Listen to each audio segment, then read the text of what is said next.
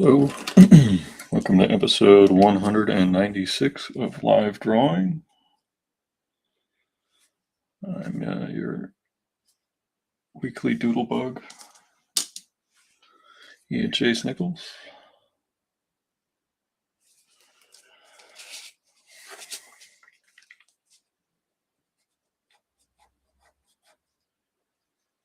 We'll wait till more people show up before I get into too much of a spiel.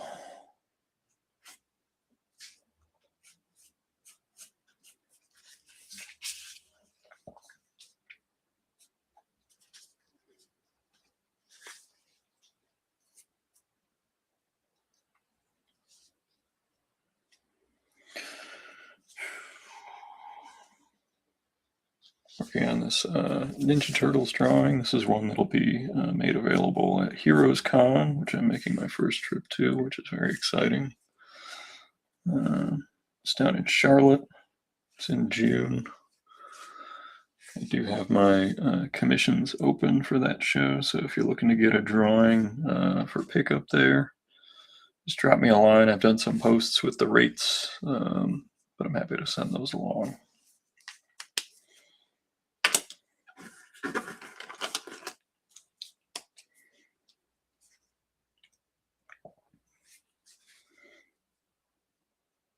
Trying to get some new art done to put in the binder that I have at shows.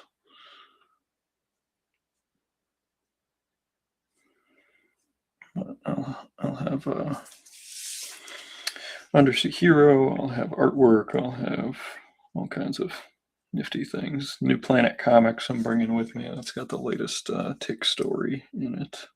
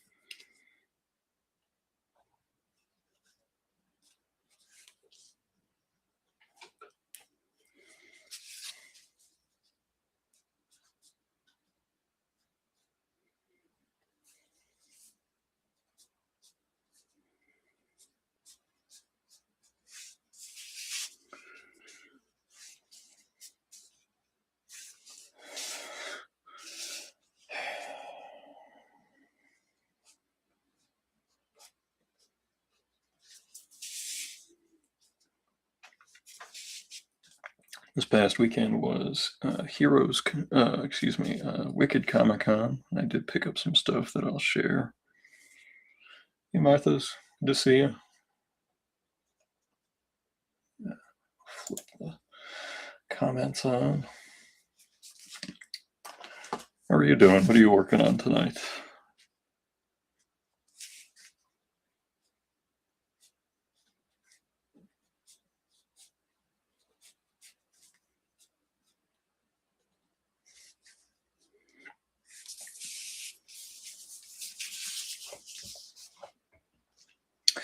Yeah, this one is just a one to put in the binder that'll be for sale at Heroes, and if it doesn't sell there, at future shows. There was a stretch there where I just didn't feel like drawing any turtles, but people always commission them, so I'll try to have a couple done before in case somebody just wants to grab one and go at a show. So yeah, I've got to do this, and I've got to come up with some other characters to just have in the binder. I did notice that I didn't have very many heroines, so I was thinking about drawing maybe like Supergirl. She's got a film coming out, and most of the female characters, the lady characters that I had drawn were of my own creation, and those are not necessarily big sellers for me. So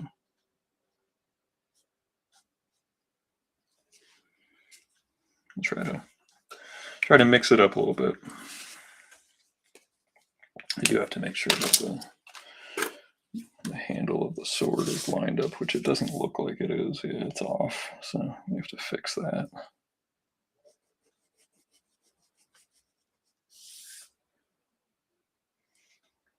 All right, on.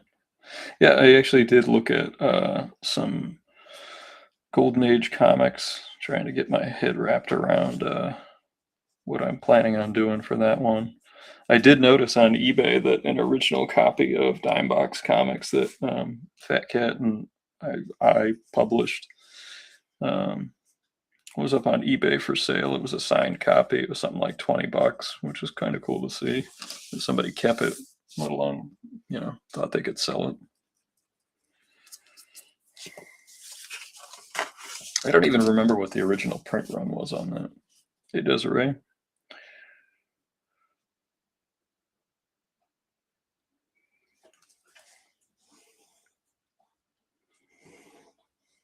Must be nice out there rooting for a real baseball team instead of whatever we've got playing at Fenway Park these days.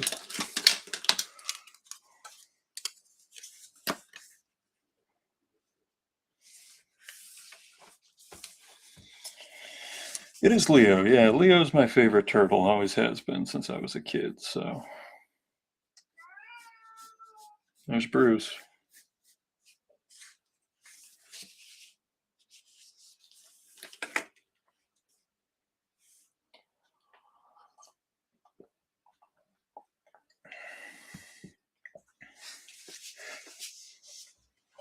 Yeah, I started this the other day while I was just drinking coffee, and I try to get some drawings done before a show. I always try to have a couple of turtles and a couple of tick drawings, and a Batman, and just the characters that I've worked on that people are recognize for them to be able to just kind of pick up on the fly. And it's also the ones I get requested for commissions. So sometimes, like, it can save me time at a show instead of working until late into early into the morning. I'm just working late at night to get commissions done in the hotel room or whatever. Hopefully, that Heroes, I will be a big. I will be busy, and it'll be. I will have commissions to do while I'm there. Oh, your mom has a mug with Leo on it. Cool. I have a Ninja Turtles mug too. It sometimes makes an appearance on here when I drink tea. It's a little warm. It's not much of a tea night tonight.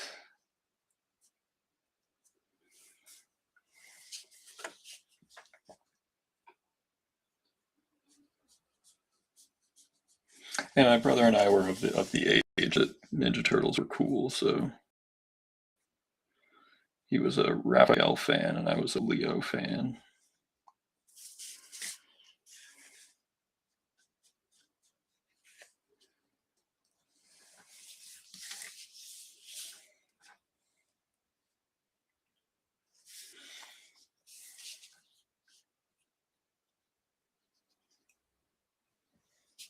I'm sorry to hear that. It's a bummer when that happens when you're drawing, especially if you think it's going well and then it starts to go sideways on you. It's always a bummer. When that happens to me, it's usually best for me to like go for a jog or something just to clear my head.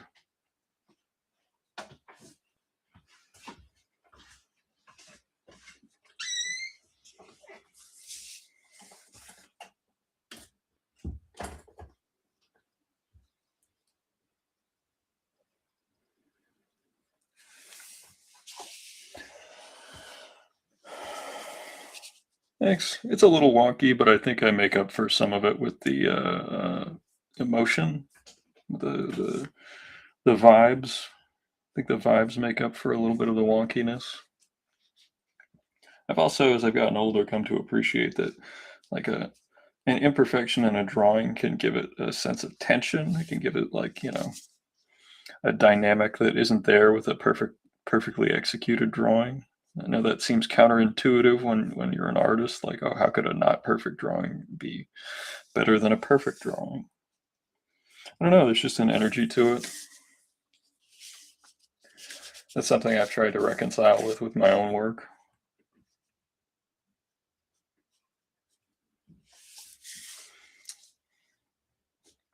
I tend to find that most of my mistakes in my drawings are very honest ones.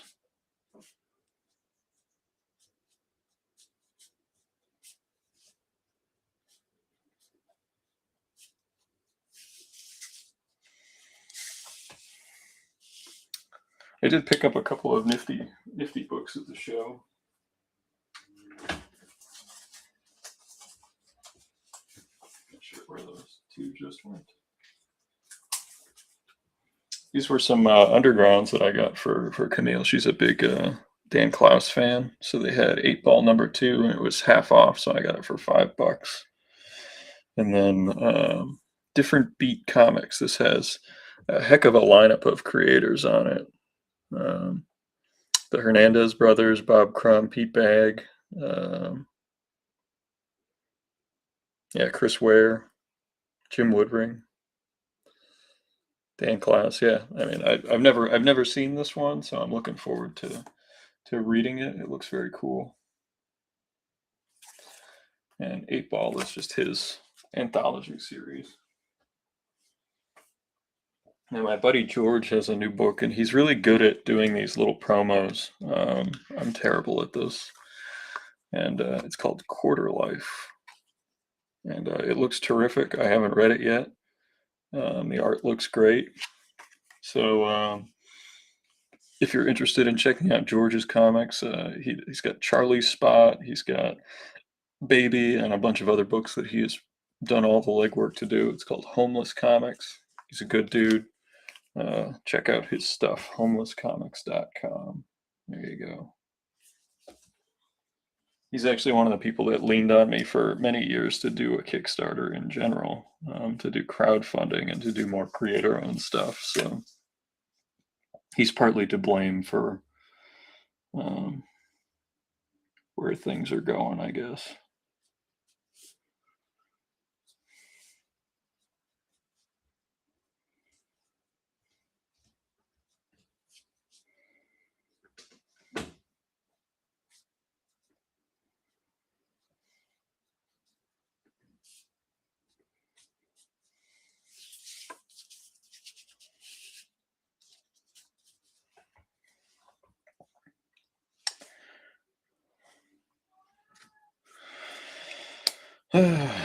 Bruce is crying again.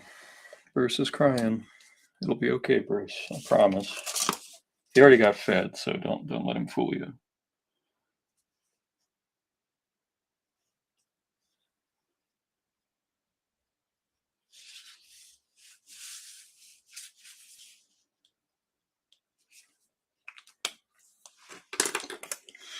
I didn't pick up much at the show. It was a free local show. A lot of creators I know. We had 6 representatives of the Undersea Hero creative contributors. We had most of our variant cover artists. We had Jesse Lundberg, Craig Rousseau, Joe St. Pierre, Rich Woodall.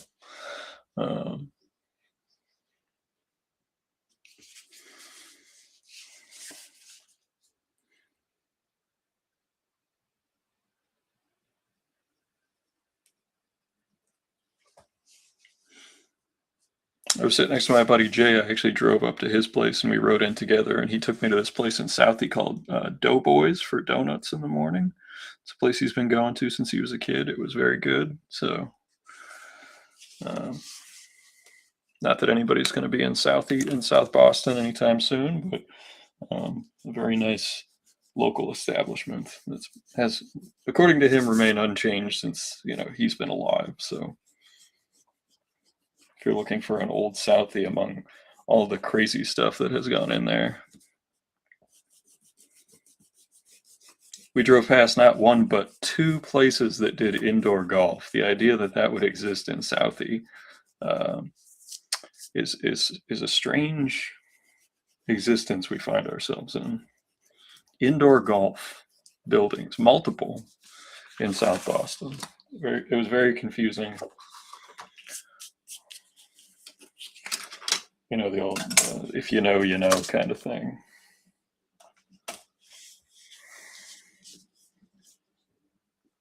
Well, we'll keep trying to get some good stuff going.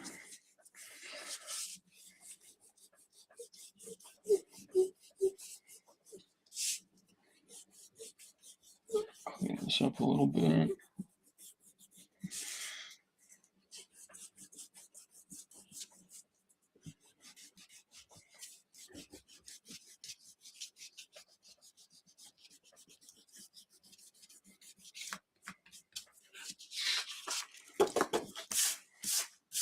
There we go.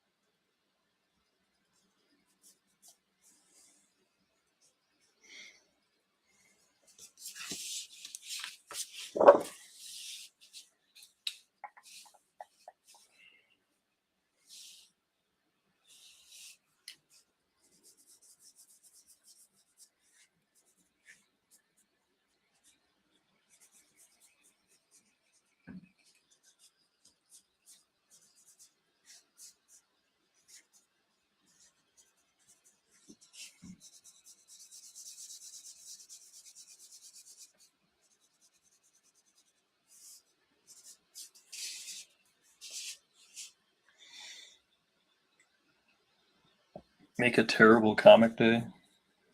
I don't know. I think terrible is a relative term. It's also on a scale.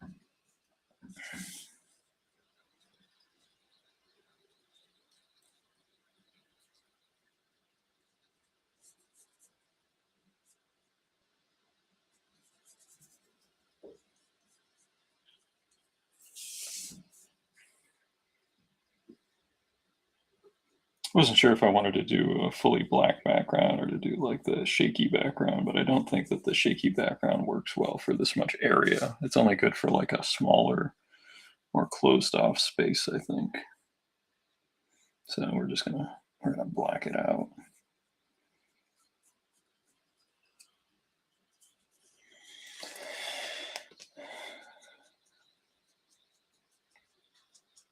I tend to think of terrible comics as ones that don't want to do anything, or that are just pure mimicry. Like that's if I were to define what I thought a terrible comic was, it was one that wasn't trying to do anything.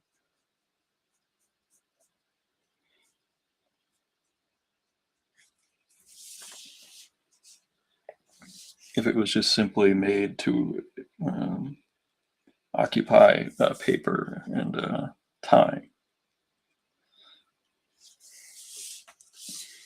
It should be trying to make you feel something. The story, the artwork, you should be trying to do something with it.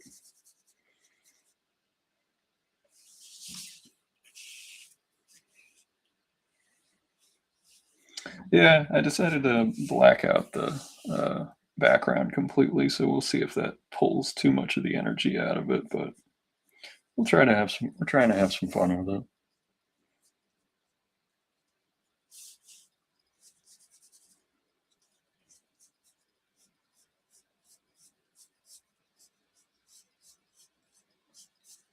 I have been trying to work on more of the front to back motion, those Kirby dynamics a little bit, because you got to work in 3D forms in order to do that, and sometimes my stuff can get a little flat and twisted. It looks like it's a 3D movie from back in the day where it's sort of 3D but not really. So I'm trying to be better. Always trying to get better. Always thinking about stuff. I was boring Camille to death with my plans for a short story that I have in my head for something that I kind of want to do something with down the line. If there's one thing that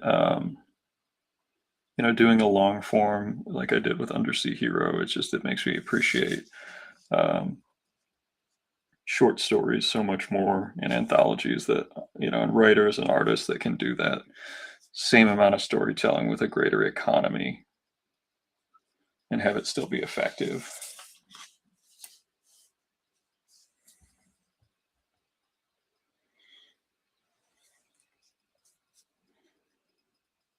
We've talked about consistency with character rendering. I talked about when I asked Ben Edlin about drawing the tick. We were sitting next to each other at San Diego, and it was the first time I met him. And I asked him if I could ask him a question about how he drew, and he said sure. And I asked him why the tick's head was a different shape from one angle to the next. Like if you were to make a 3D model of the tick facing one way from his drawing, from one of his drawings, and you were to make a 3D model of a tick head from another one of his drawings, they wouldn't be the same. And when I asked him why he did that, he's like, "Well, I felt like it, um, but also he was bending the form and trying to, you know, move it differently."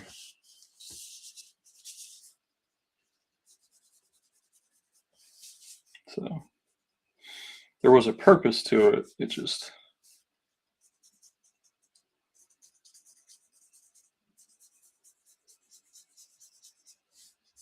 was a truth about the form. So like if you look at I don't know, I would say the first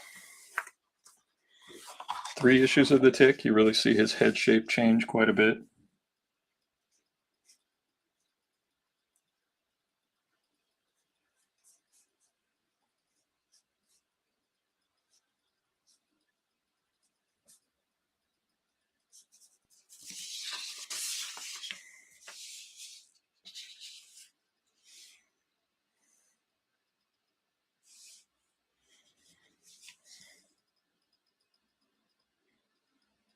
I'm gonna have to add just a little bit of white.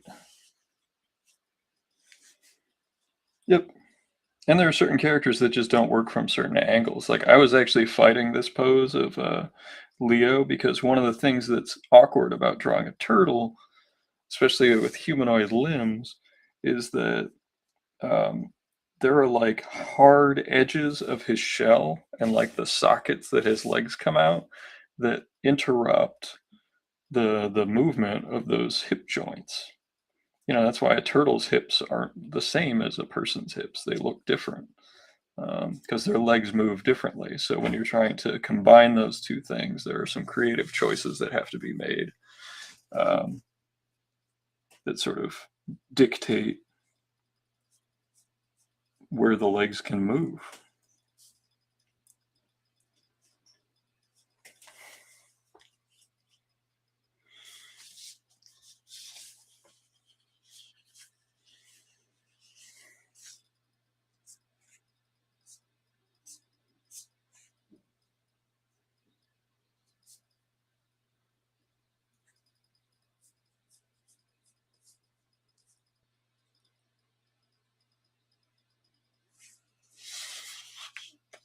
I actually wasn't super pleased with some of the results on this when I was penciling it, but when I inked it, I was able to pull some of the depth that I wanted to.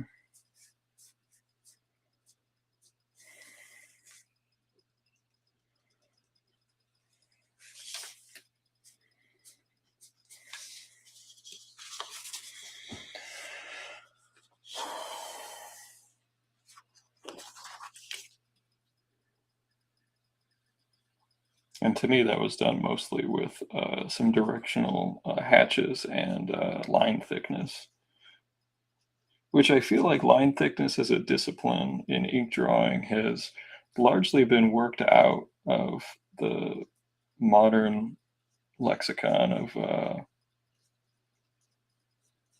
visual tools. Like, you don't see thick lines used as much as it used to be. You look back at like when I was coming up as a reader, you know, somebody like Joe Madureira and Chris Bacalo and all these guys, without line thickness, they wouldn't be able to define their figures as well because they had such a stylized, simplified look to some of their things, deceptively simple.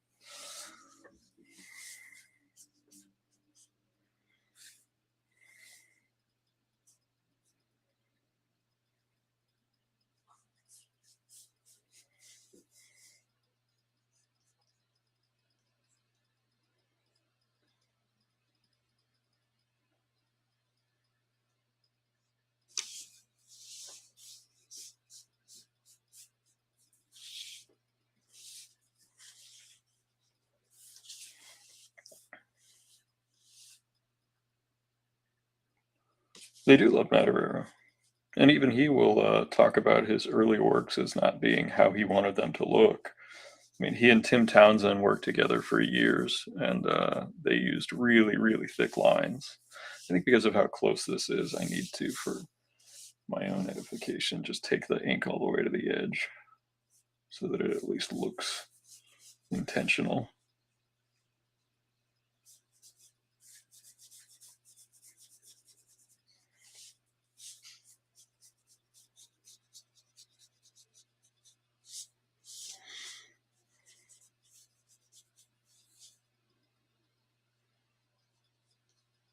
Glad I just refilled this pen.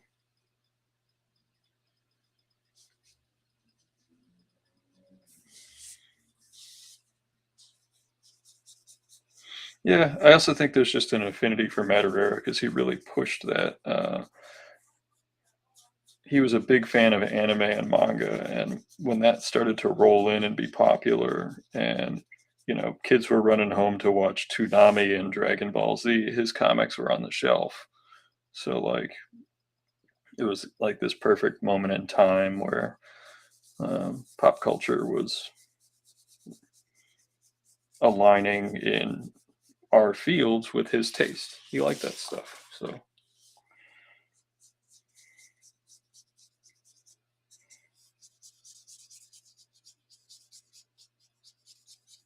my buddy Nate, friend of the channel, Nate Lovett, he loved Madureira on Battle Chasers and all that stuff. I liked his X-Men stuff, his Marvel Comics Presents. Savage Wolverine that he came back and did later on, I actually think it's probably the best storytelling he's ever done, comic book wise. I think the panel layout and the structure is really good on that. And the amazing thing about that book is that he drew it basically print size. So when you see the originals, they're like this. They're like this big, and he just did it in pencil, and then they colored the pencils digitally.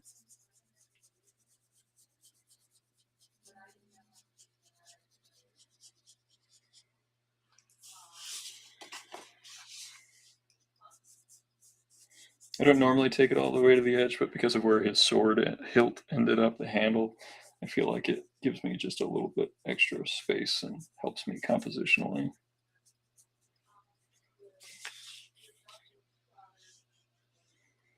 So,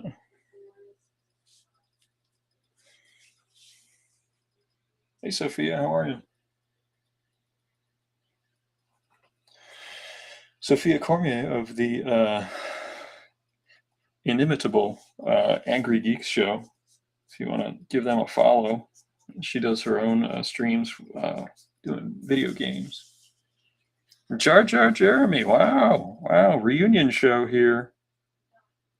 It's been nice seeing you on the Angry Geeks show, Mr. Jeremy. I hope to see you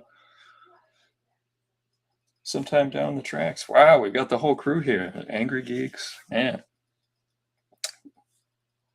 As we all know, we love the Angry Geeks show. We pop in and watch and comment and give them a follow and a subscribe.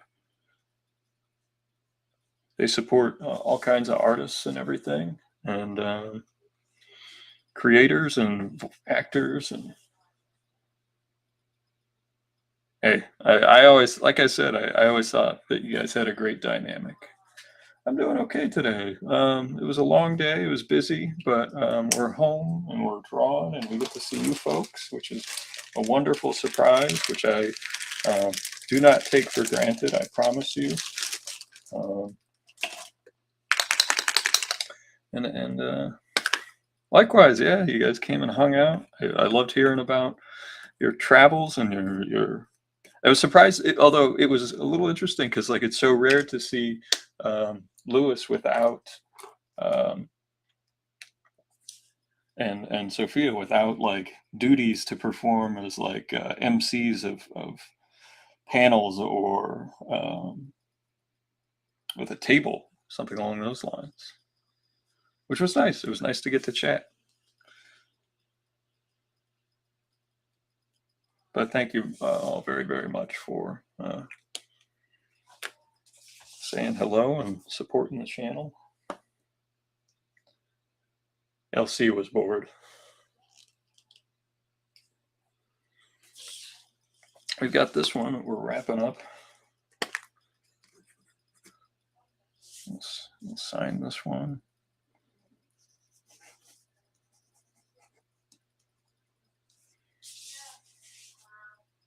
A little swoopy.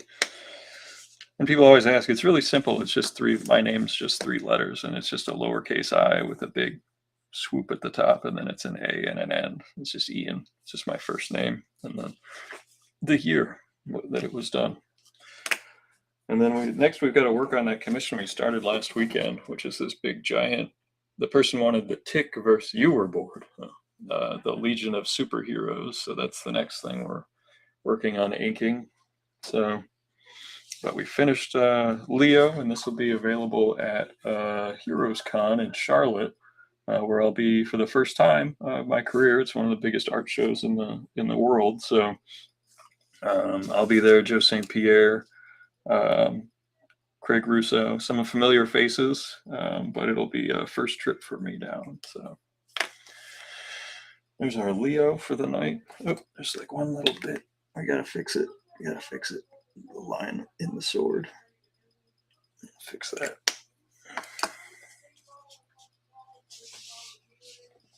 And then we'll put that one to the side. And then last week you watched me struggle through figuring out this. As we've talked about many times, crossovers for me are tough to draw because I got to figure out why the heck they're talking to people. All right. Have a good night. I have a hard time envisioning why sometimes these characters would talk to each other. And this was a case where it's like the commissioner had a very specific thing that I'm not super familiar with. You know, I've read some Legion of Superheroes, but I don't know the characters well. So working on this, good night, Lewis, was difficult. So it's like he wanted his favorite character that he gets commissions of is this character named Karate Kid for the Legion, and he wanted him fighting the Tick. And usually the Tick, in a deconstructive superhero sense, is not going to be fighting, punching, smashing. That's not the most interesting way he can interact with characters. But in this case, they were very specific. So in order to entertain myself, I added some extra characters. I got Paul the Samurai, who I always liked. We've got Cape Cod talking to Triplicate Girl over here, which is what Cape Cod would do.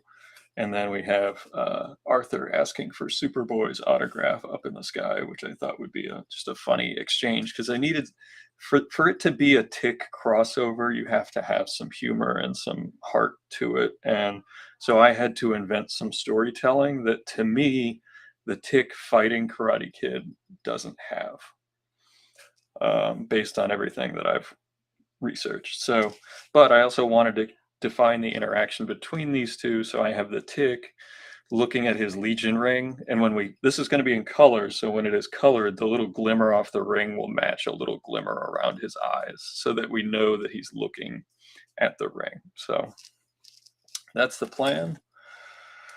We're going to get to work on this. We're going to try to do a good job, and yeah, we'll start by inking the Karate Kid figure. I'm having trouble seeing from this angle. Let's see. Can you guys still see it there? Yeah, okay.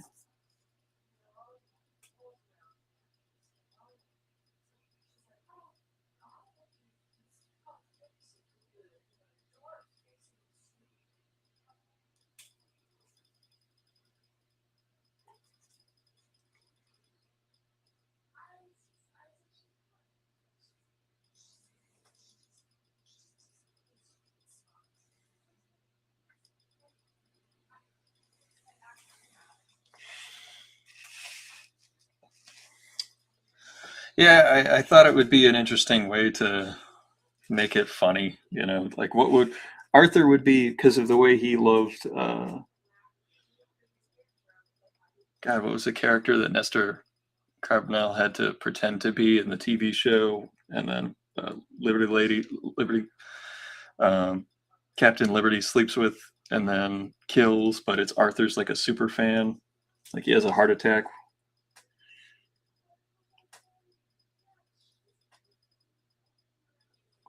Can't remember. It's been so long.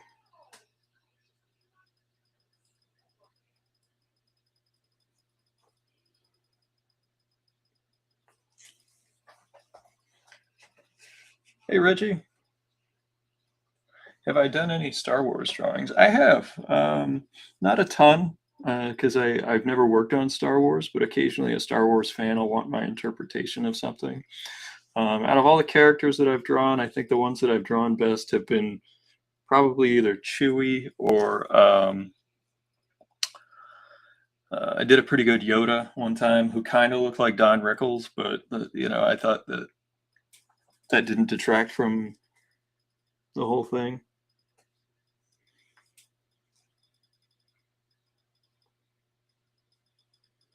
Many moons ago, there was a person who was taking around a sketchbook and getting like everyone to draw Leia in it. And I think he wanted everyone to draw like the slave version of Leia, but I ended up drawing the one on Hoth where she's done, where she's got the, what do you call it? Like the ice suit. So I think he was angry at me when I gave it to him. Have I ever done Star Killer? Wasn't that Skywalker's original name? Am I wrong? I don't know all the lore, so I'm sorry. Especially if it's something new. I have not seen all the new TV shows or movies or whatever. I did see that they're re-releasing the original unedited in theaters for the 50th anniversary. So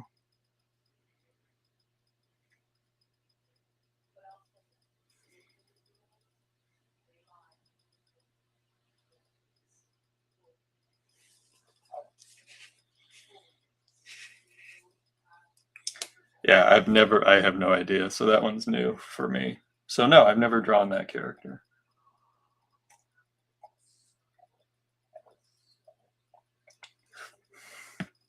I did draw a some of the Shadows of the Empire characters. There was someone who had a Shadows of the Empire, and I did, I think, a Dash Rendar sketch that's floating around out in the universe somewhere.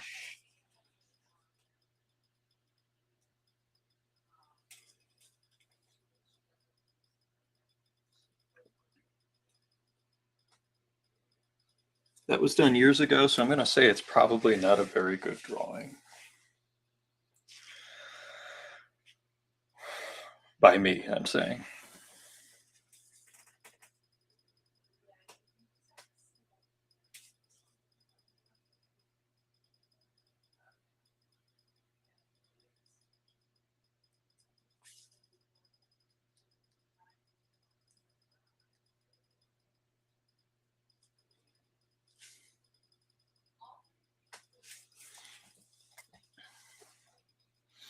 I have drawn a couple of Darth Vaders over the years. I don't think any of them were very successful, if I'm being honest. Just because of how complex his very, what you call it, geometric head is. Even with reference, it was still, and it was at conventions. I was never at home, so I'm never able to like relax and try to draw this stuff. So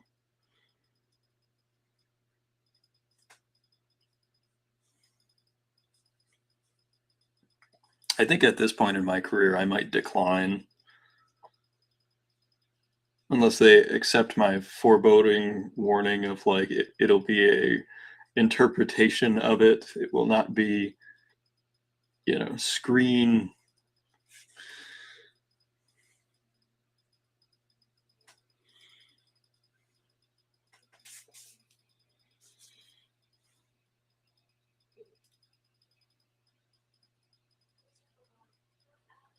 When I'm doing turnarounds, I don't have a problem doing one dummy, and then I'll draw the single turnaround of the character, and then I'll just copy and paste those, and then I'll make it like a blue line, and I'll draw on top of that the new designs or the what you call it, the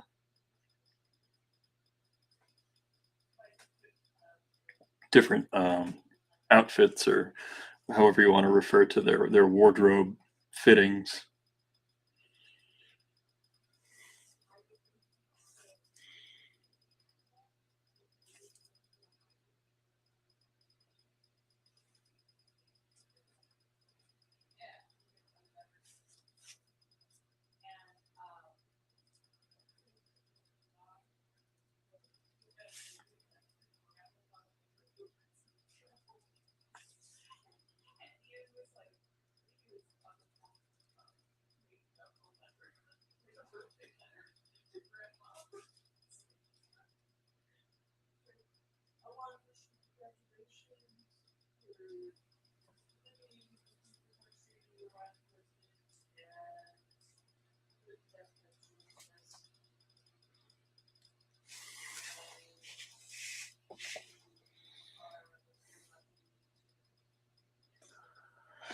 Yeah, without reference would be tough, but the I think the Yoda was at least probably, it was probably the better of the drawings I've done. I drew him like in Dagobah, so there's like swamp stuff around him, and he looked kind of cool. So I do much better when people ask me for fantasy stuff. That's room for interpretation. And I actually, when I ask a creator, and it's again, this is a difference in like collecting, where you talk about what are the expectations going in. I when I ask a certain creator to draw a character, I want to see what they want to do with it. Like I want their version. I don't need it to be a referenced, what you call it, style guide approved thing.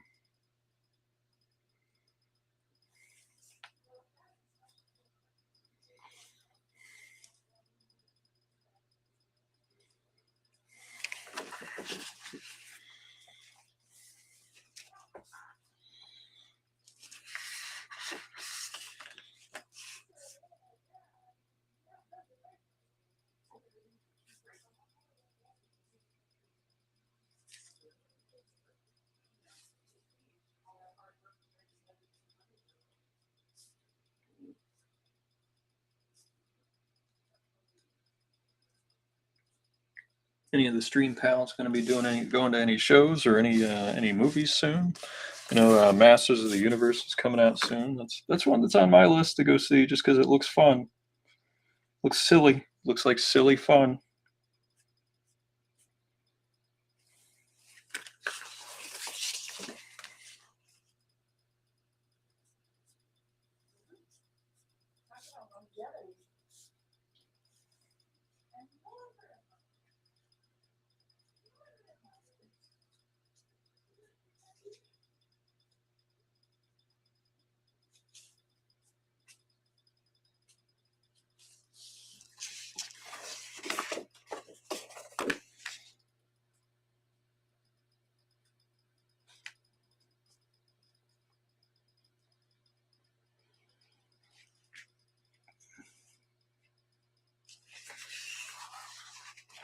Oh, you saw the new Star Wars movie? Yeah, my buddy Jay was going to go see that with his cousin after Wicked Comic Con. You thought it was good? It was fun. I haven't seen any of the TV shows, so I probably won't go see it, even though the directors told people that they don't have to see the TV show.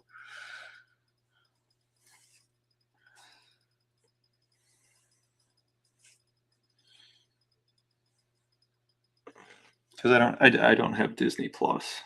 I've been really having to cut back on things, and I've never had Disney Plus, but even now, like I couldn't afford it on a monthly basis. Like maybe I could do if they have one of those sample months or something, and then cancel right away.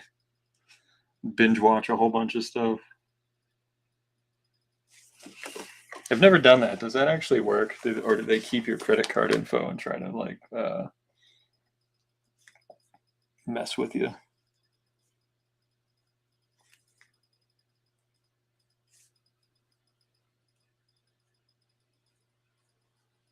An old-fashioned Star Wars film. You don't need to see the show. They explain it all up front. Oh, okay.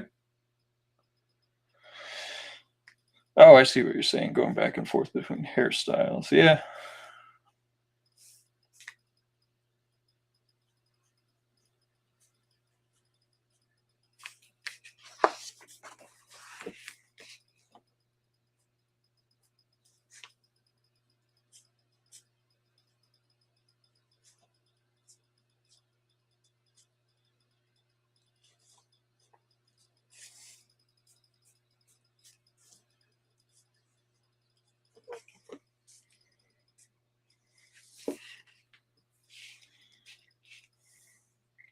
It does work when you binge and cancel.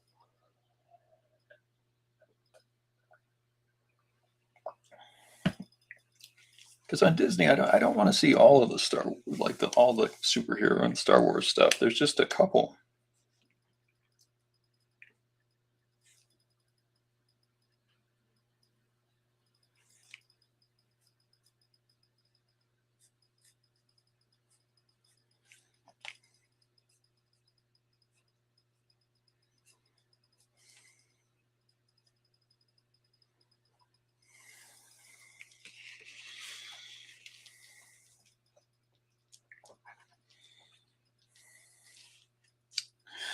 Yeah, I just assume that Disney has a way to like steal your soul when they make you put your credit card in for the trial month.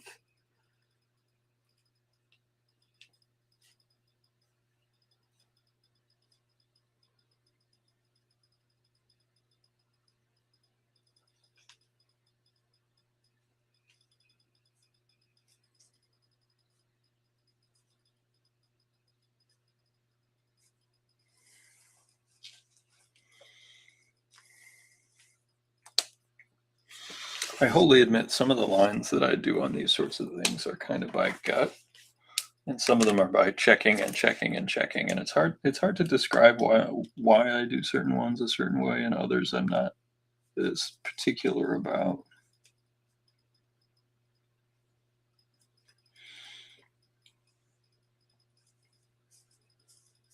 This was an interesting pose in working on unlocking the hip joint. So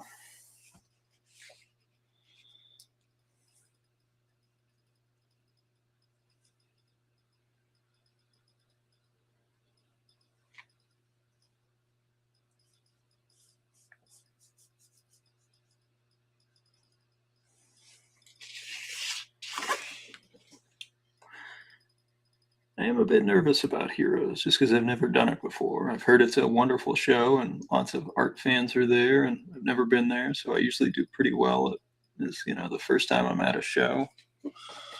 But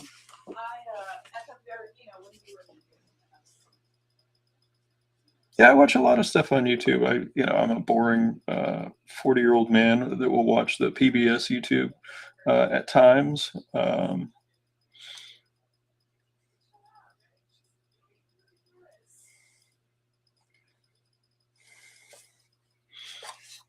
I love minor league baseball, so like anytime I see minor league baseball games for free, I'll watch those. My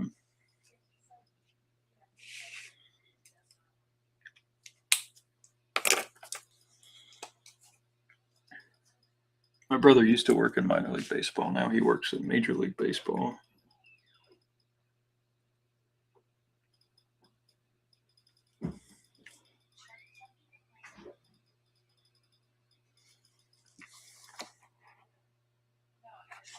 Canopy, I don't know what that is.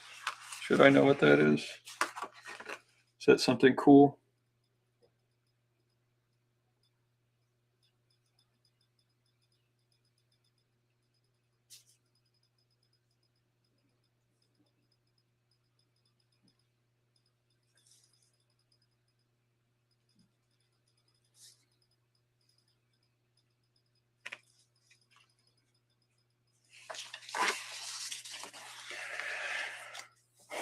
It's a pretty good foot. I think that foot looks pretty good.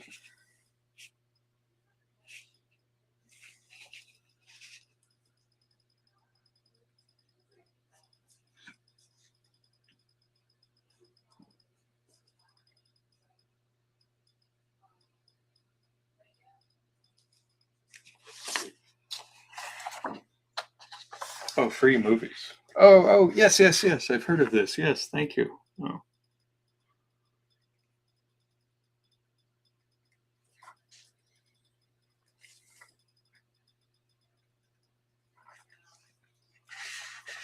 I posted my commission opening thing on one of those collectors boards that has had some controversy over the years when it comes to talking about the price of sketches and things. I figured it was worth a shot. Didn't get any traction over there, but I figured if somebody was going to Heroes and they liked the tick, that maybe it was worth it.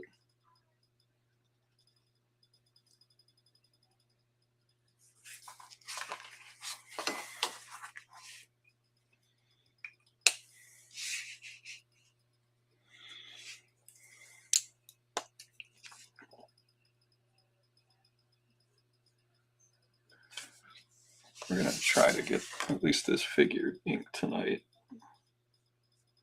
before we call it quits.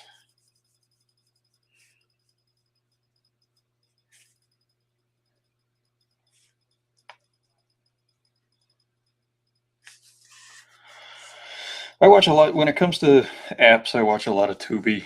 I really do. I was actually watching a show I never watched when it was on. It was a science fiction show called Lex. It's like it was on Showtime, which I didn't have, and I'm on like the third episode.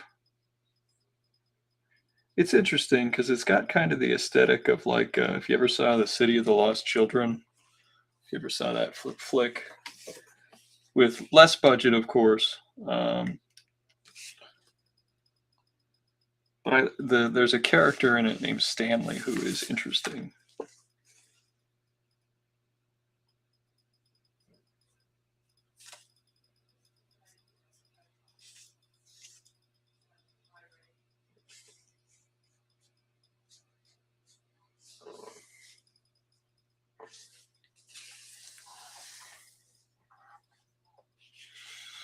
Yeah, some of the other characters are just kind of bland so far, but like I find that Stanley character interesting. In science fiction, there's so many different ways.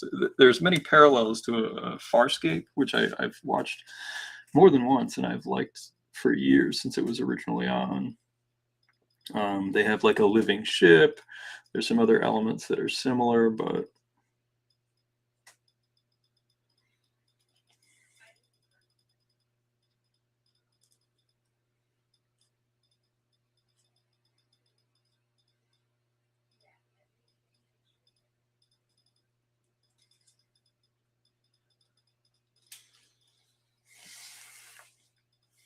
But yeah, he's like an everyman that's like a bumbling guy. And like in Farscape, you had Crichton, who is like your human in this alien world, far from home. But like he's capable, he's handsome, he's a soldier, astronauts, etc., etc. And Stanley is like just this regular schmuck who was bad at his job and ends up in this totalitarian world. Tim Curry showed up in episode 2, so I was like, oh, okay. They used their budget not on special effects, but on guest stars, I guess. And then Rutger Hauer was in the episode I was just watching, which I'm a fan of his acting. If you don't know who Rutger Hauer is,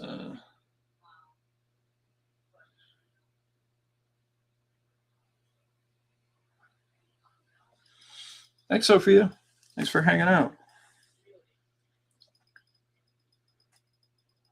I'll catch you guys on your channel next, probably.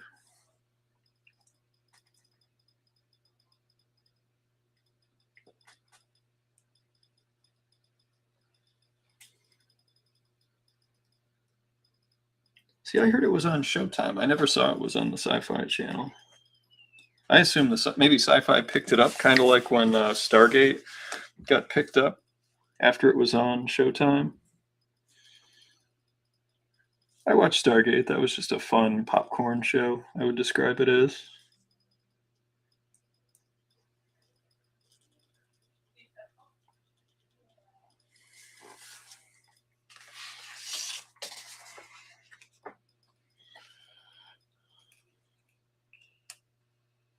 Oh, sure. Yeah.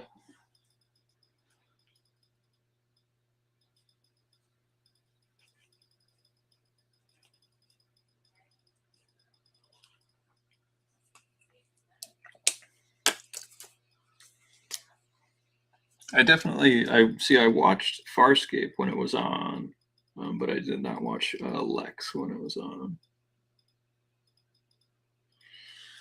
So it's an interesting aesthetic, for sure.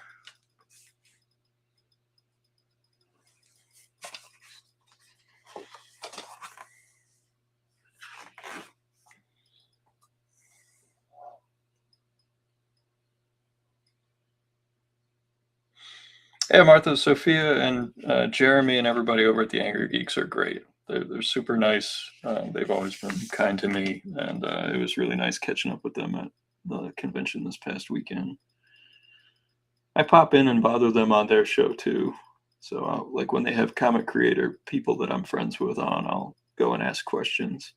I'm not always home in time to watch their show, but when I am, I will pop on.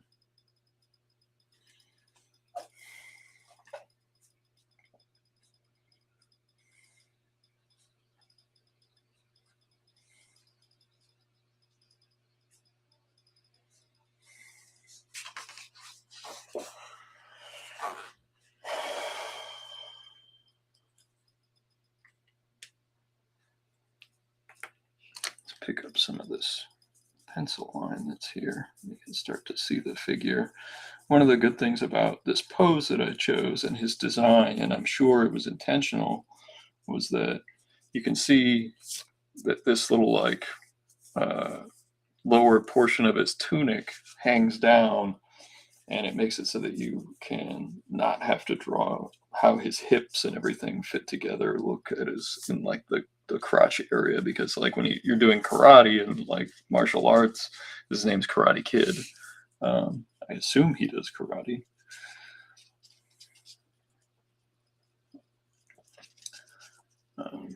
Lots of those angles are needed for different moves and stuff, and they're not the most visually easy to draw.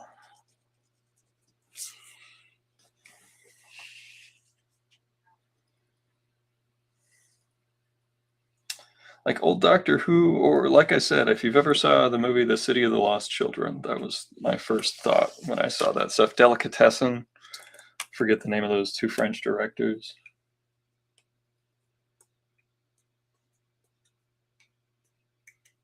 Okay, yeah, I'll check it out.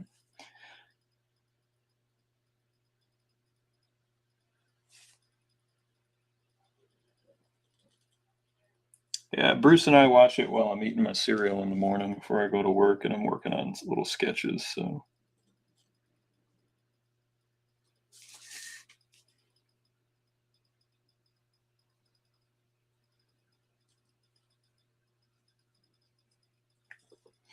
there was a documentary on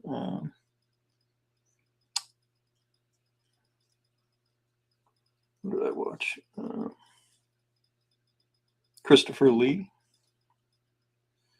That was fun. That was a fun watch. It was narrated by the Tick, Peter Serafinowicz, which was interesting. It was free on Tubi, so yeah, like I said, Rutger Hauer already showed up. He was in episode like 3. That's the one we just watched this morning. And Tim Curry was in like episode 2, so they were getting the guest stars early.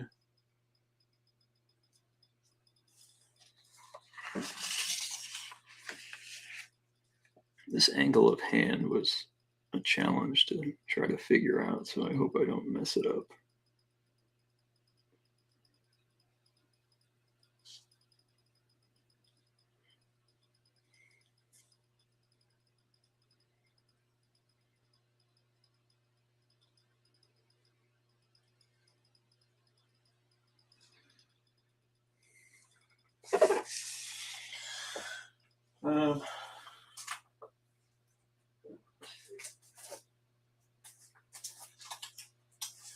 Quick run through of the stuff I picked up, I guess, since we reached here. I picked up some Marvel Comics. These were all 50 cents. So I got some Marvel Comics Presents. There was a Superman annual. So I got 4 or 5 issues of Marvel Comics Presents. There's a McFarlane cover. It's got Eric Larson in it. It's got Paul Gulacy. It's a cover, Tom Greinberg cover. Picked up this by James Robinson and drawn by Steve Yowell, who did Zenith back in the day, and Russ Heath, who's one of the best artists from the Silver Age. This was a trade from our friend Brian Bollinger. And you're like, what is this? And that's what I said. And then I saw this name right here, Ben Edlund.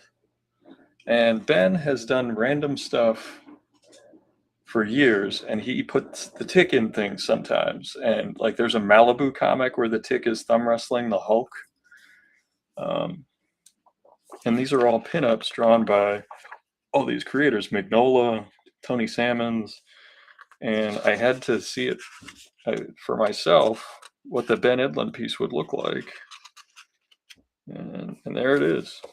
It was a drawing by Ben Edlund I'd never seen before. There's no Tick in it, but it's just fascinating to see because Ben's time in comics was so brief that it's such a rarity and so interesting to find a drawing I'd never seen before that was published.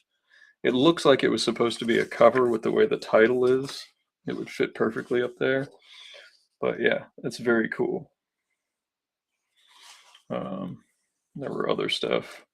Gary Quapich, Ray Lego. There's the Mignola, Bob McLeod. Now, a long time ago, fans used to go around and have pros draw their characters and then publish them without telling them. So I hope this isn't the case with this. But it looks like they worked with Larry Stroman and a few other pros for a while, so I'm hoping that it's cool.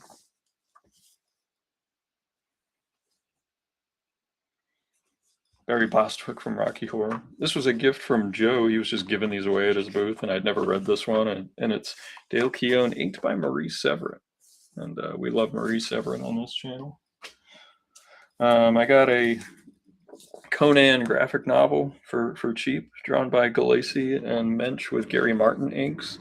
I prefer when Gulacy inks himself, but it looks like Gary stayed fairly true to the pencils, so we'll give that a read.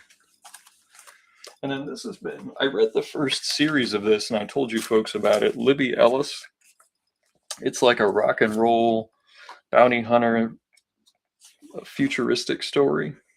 And the lady's just got cool hair. She rides a motorcycle and solves crimes and stuff. I read the first series, loved it, and they did a second series, so I picked that up, and it was cheap, and I'm looking forward to reading it, and it's just got cool artwork. Norm Dwyer, I actually just gave him a follow over on Instagram. He posts some artwork over there, so he's still around, still drawing. So it's the wonderment of being a comics fan and social media. You can sometimes see the current work of artists you've just discovered who, from works from years ago. The guy that played Kai never worked again, as far as I can tell. Oh, I hope it was not for anything bad.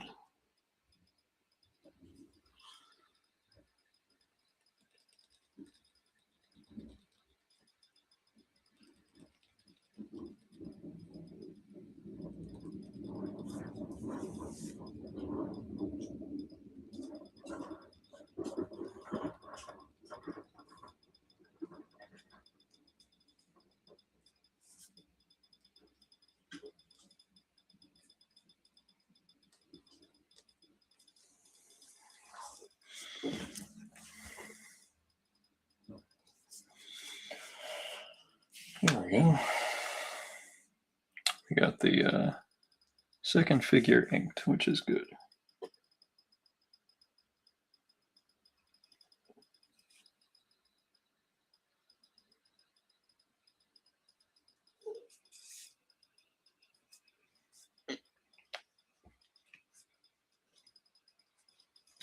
I have so many little rocks to draw, little rocks and things.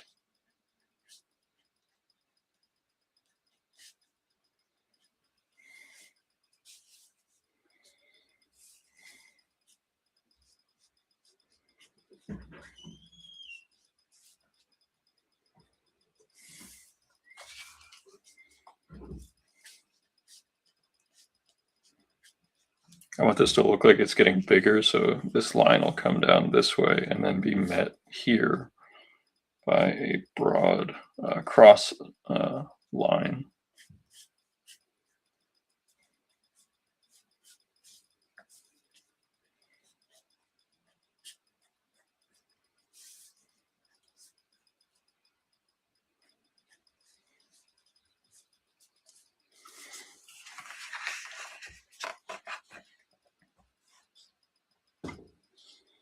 Some of these lines I got to shore up because I was inking a little bit while I was a little nervous about it. Some of the lines are a little tentative, but we'll go back in, and we still got to color this darn thing, so.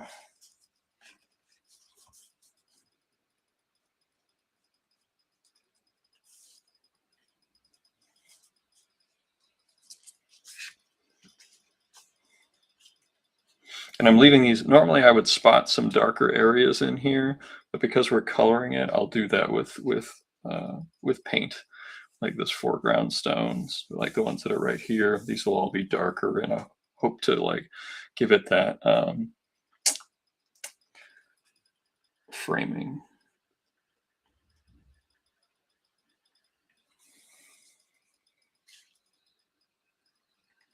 Vignette, that's the word. That's the word.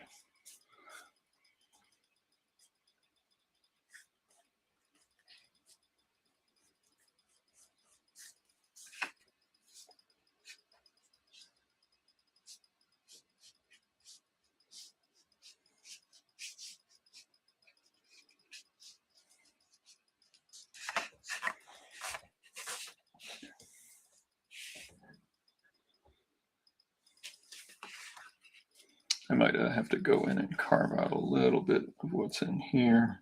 It's almost a tangent there.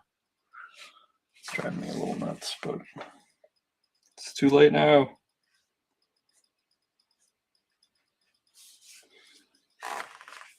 When I'm composing something like this, I tend to grind away at it. So we're gonna have to treat the paper nice and do a couple of hard eraser passes over it.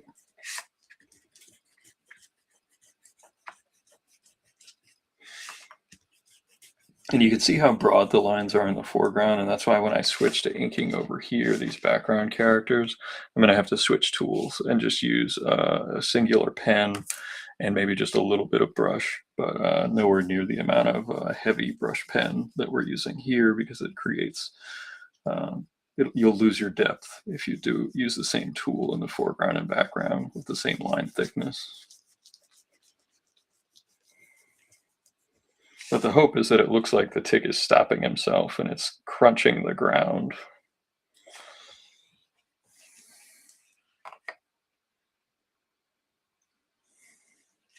Just the aesthetic, yeah.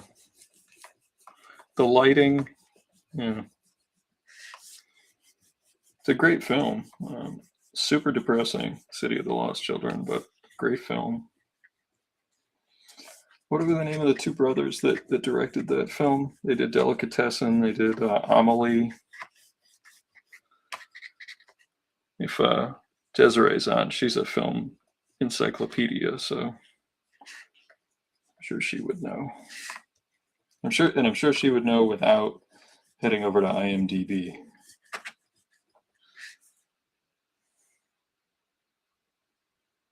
Tidelands? No, I have not seen Tidelands. They were creepy, yes. Creepy scenes. Yeah.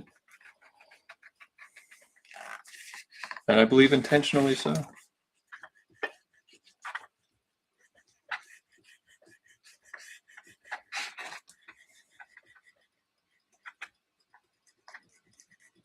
But I like weird movies. One of the weirdest movies I've seen in a long time was Mad God. That's a stop motion film by Ray Tippett that he worked on for like 30 years. And it's just a weird movie. The name of the two directors that did City of the Lost Children and Amelie and Delicatessen, I couldn't remember. Couldn't remember to save my life. Mad God is Phil Tippett, but and that, like I said, one of the weirdest movies I've seen in a long while.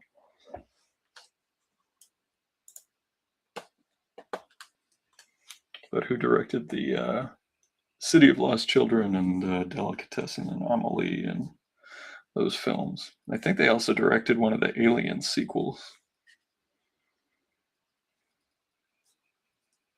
The one with Ron Perlman, Resurrection.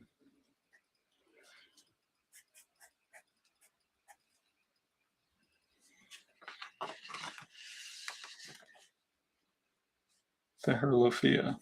I haven't seen that one either, no.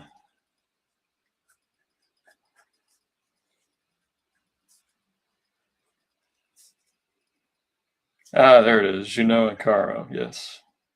Yes. Mad God. Yeah, it's a strange movie. Very nihilistic. The machines you see when he goes down into the subterranean world are just absolutely symbolic and gut wrenching. I'll put it that way. And it's just this little diver man going on this odyssey.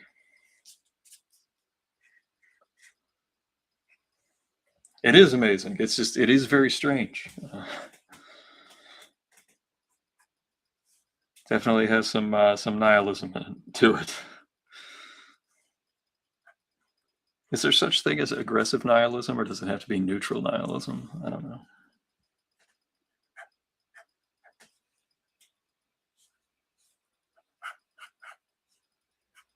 Because you can't be both aggressive and nihilistic. I don't know. I don't know. We're reaching the boundaries of my philosophical understandings.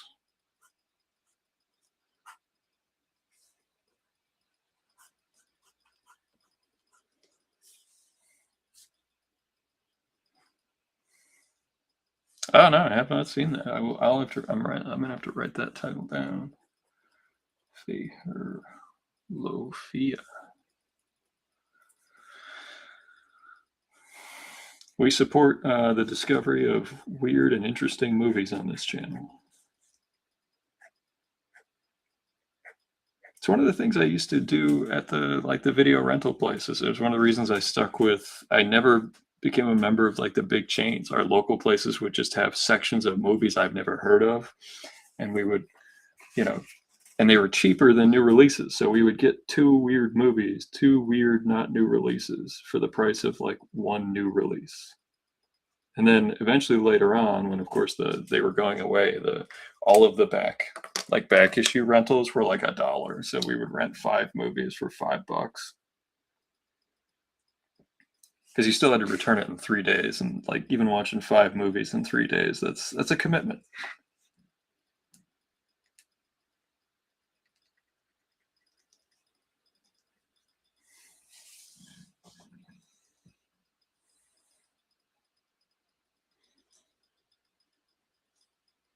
Well, and I think there are just some foreign movies and like that have been remade in the States where people just haven't seen, even ones that have Criterion collections. Like I was talking about the original Solaris with a friend of mine at Wicked this weekend, just like how it was hard to find for a long time, but people would see the like mediocre George Clooney version floating around out there, of course.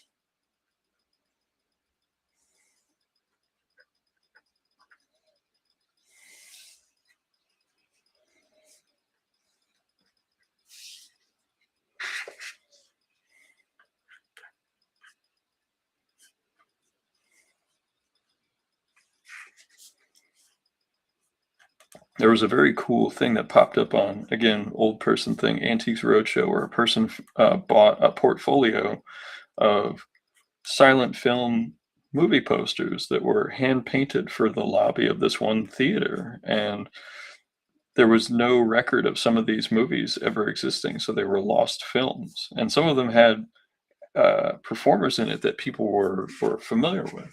So it was interesting. I've seen that art challenge. Jeff McComsey's really good at one-page movie comics. I thought about doing that just as a storytelling exercise. Just even with some of the movies I like, it's like if I were to describe this movie that I like in one page, which is at most, I think the max is 9 panels. Um, how would I describe it to someone? It's an interesting thought, and it's a good storytelling and writing exercise of how do you tell people about this 3-hour movie in 9 panels or less.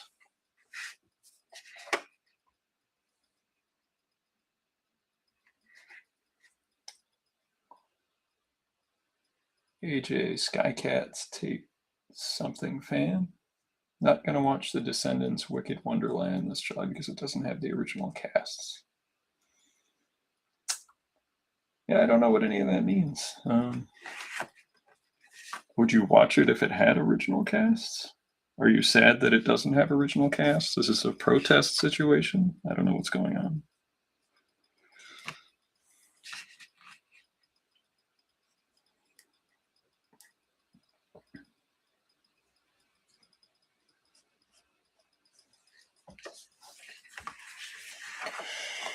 Well, I've been drawing rocks for a little bit. I'm running out of gas, so I think we're going to call it a night. Thanks everybody for coming to hang out. We'll be back next week. Hopefully this will be done, or maybe we'll be painting it next week. I don't know. It just depends how the week goes and this weekend. I got to go buy some new shoes this weekend. My shoes are kind of falling apart at this point. But I hope everybody has a good night. There's our Leo. And a good weekend. And thanks everybody for hanging out. I'll see everybody later. Good night.